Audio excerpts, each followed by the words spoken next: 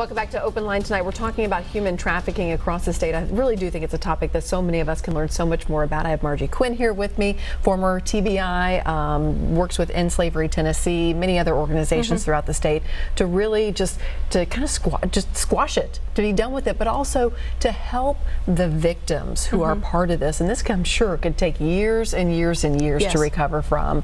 Talk about the work that's being done across the state, thanks in part to the Haslam administration. Sure. I think Governor Haslam's been really proactive on the trafficking front, and I'm excited to see what the next governor is going to do to take it to the next step. But Governor Haslam had really specific action steps that he wanted to see accomplished. In his first term, it was really all about education and awareness. In the second term, it's really been about the delivery of services, consistent delivery of services, high quality, no matter where you're recovered in the state. So when we started, we only had safe houses and beds here in Nashville. Now we have them throughout the state. We have them in Memphis. We have them in Chattanooga. There are going to be some opening up on the Cumberland Plateau through Second Life Tennessee. Grove Free Tennessee out of Knoxville has got safe houses and beds from Knoxville to Johnson City. So it's really about that consistent rollout. We don't want to have to relocate a victim from Johnson City to Memphis. Their life is already turned upside down enough. Exactly. So it's about that consistency. It's about high quality. And you were mentioning the education component, that some of these survivors may be able to go to college, to higher education through the Tennessee Promise, through the Reconnect. Right. That's amazing. I've been registering freshmen all summer with Cumberland University in my new job, and seeing these Reconnect adults come through to take advantage of Governor Haslam's programs is really exciting. And I think that is something that we can really build on in the trafficking world. It's going to provide such an opportunity for survivors to either hit that TN Promise or the Reconnect if they've had some college already, you know, to get that associate's degree, and then beyond if that's what they choose to do. And just on a personal level, do you have stories? Do you have women who you've been in contact with who said, if I just knew something else to do, I would do it, or just give me a fresh start, or I need help and to know how to work? Right. So the safe houses are full of women like that now.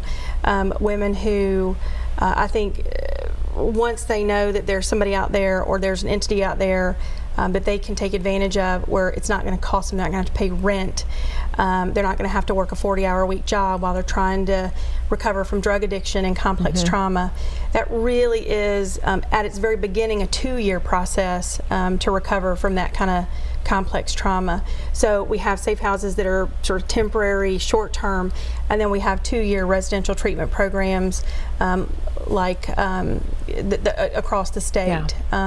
Rest Stop Ministries out in Lebanon, a great 2-year program.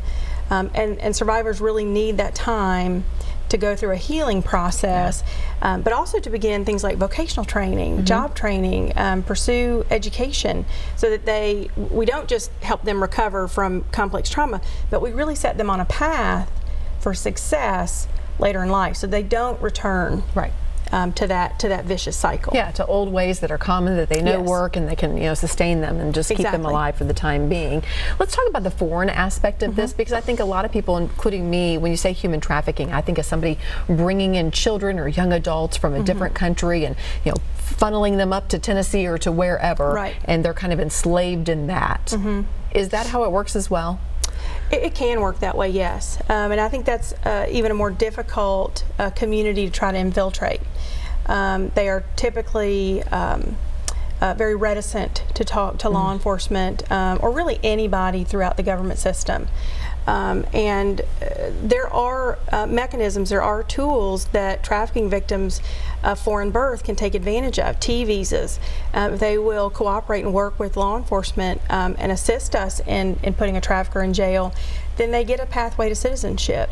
So victims can come forward that are of foreign birth. The government will work with them, and we encourage them to come forward. We don't want them in that situation either. Are there any red flags that should go off for people who may encounter these folks in their everyday life? I think sex trafficking is going to occur in and around hotels and motels. So being a little hyper vigilant about what's going on in the hotel or motel. Labor trafficking is certainly occurring in the service industry. That is difficult to ascertain because I think those lower wage jobs are where a lot of our immigrants are working.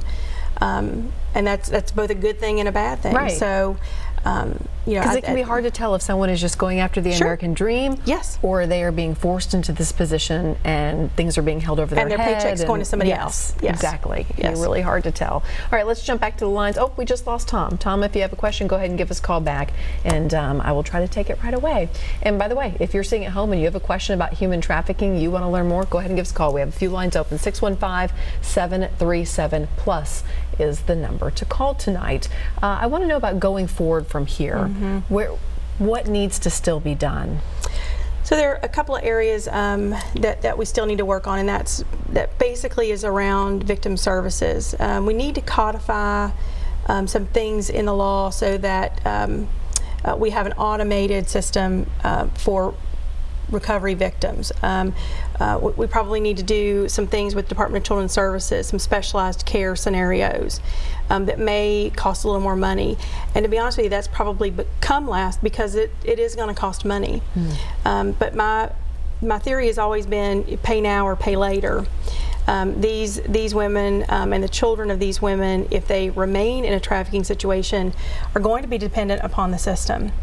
And if we can intervene earlier and earlier, then we can start that person on the road to restoration. They can become, you know, citizens of this state or of this nation, where they are self-sustaining and they can take care of themselves and their children. And we want to bring back you know, mothers and children together. A lot of these women have children in the state system. We need to bring those children back together with their parents if possible. You were telling me in one of the commercial breaks about a tool that's going to be rolled out and tested to help identify children who may be trafficked. Right. So this was something we started a couple of years ago, and it was a project between the Administrative Office of the Courts, the AOC, the Juvenile Court here in Davidson County, Girls Inc., which is a girls empowerment program here in Davidson County, and the TBI. And so what we wanted to do is develop a really short tool for the identification of juveniles who are either at high risk because of the behaviors that they were exhibiting, or they were already trafficking victims. So we're in the process of doing a beta test with the juvenile court here in Davidson County, and we're at this point trying to validate the tool. So we're trying to validate the questions that we're asking. Are they do working? These point towards a trafficking victim? We do know that there were victims that that took the tool that we then recovered a month later or 2 months later, you know, as trafficking victims. So we know that juveniles are coming through the Davidson County Juvenile Court and other juvenile courts, but we're running this tool by truancy, runaways, you know, those sorts of status offenses. Those are the most common that we see amongst juvenile trafficking victims. And I think it's so careful and worth pointing out that, you know, some of these children who are being trafficked are maybe caught in something else illegally, caught up in something else. Right. And like you said, so it's so necessary to intervene because that revolving door it really captures you. Right. And you'll pay now, pay later type of thing. But I was telling you, I listened to a podcast, I think in maybe 48 hours, and they were telling the story of a gal who had been a runaway several times. She ended up in the juvenile justice system in custody, and that is where she met the man who trafficked her. Right. Because that was a really easy position to prey on vulnerable girls. Sure. And you say that can easily happen. That happens. The bus stations, the malls, anywhere where juveniles are going to hang out. There could be recruiting going on.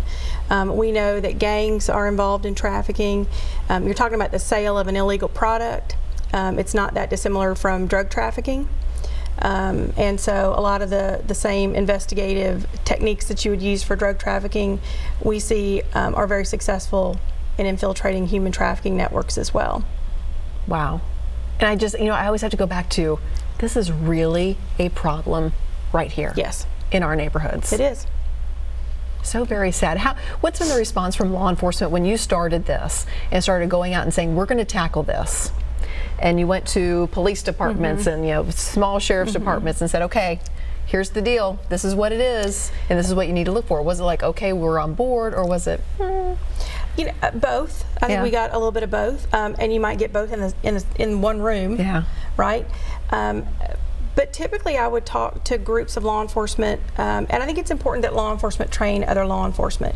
I could talk to law enforcement officers in a way that maybe a nonprofit couldn't. Sure. Because I'm one of them. Because you've been out there. Because I'm one of them. And so once we put it in some pretty stark terms and we don't pull any punches about what it really is and what it looks like, you would literally see the light bulbs go off in the room. And I would have officer after officer come up and say, that's what that was. Yeah. I didn't know. But none of us did. We didn't know. You don't know what you don't know until you know it. And now we do. But our Tennessee law enforcement, I think, has really gotten on board. I mean, a 350% increase in calls. Yes, yes. Wow. I'm excited about Chief Roush taking over as director of the TBI, sworn in today. His Knoxville Police Department got it early and got it often, and did a great job responding to trafficking, great job identifying trafficking victims. One of the cases that I'm reminded of with Knoxville Police Department was a shoplifting. Juveniles were caught shoplifting. Okay. And the officers that responded recognized them as trafficking victims, 2 of the women as trafficking victims. And how did they, I mean, how? Just by asking the right questions, by separating them, by establishing some rapport, and just the state of Florida has a great tool. It's a kind of a long tool for the identification of victims, but they found that about between 7 and 11% of juveniles will disclose trafficking if they're just asked. You just have to ask them, and they'll disclose. Because they're kind of quietly begging, help me, but they just don't want to say it. Right. Right. And so, but you have to ask them. Okay. And I know you're on the line. We have to take a quick break. When we come back, I'll get right to you. I promise to stay where you are.